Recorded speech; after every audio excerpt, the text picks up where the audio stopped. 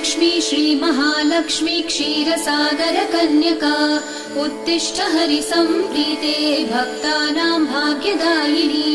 श्रीलक्ष्मी श्रीमहालक्ष्मी क्षीरसागरकन्यका उत्तिष्ठ हरिसम्प्रीते भक्तानां भाग्यदायिनी। उत्तिष्ठोत्तिष्ठ श्रीलक्ष्मी विष्णुवक्षस्थलालये उत्तिष्ठ करुणापूर्णे लोकानां शुभदायिनी।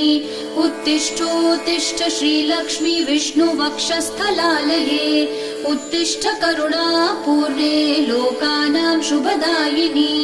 श्रीपद्ममध्यवसिते वरपद्मनेत्रे श्रीपद्महस्तचिरपूजित पद्मपादे श्रीपद्मजातजननी शुभपद्मवक्त्रे श्रीलक्ष्मी भक्तवरदे तव सुप्रभातम्।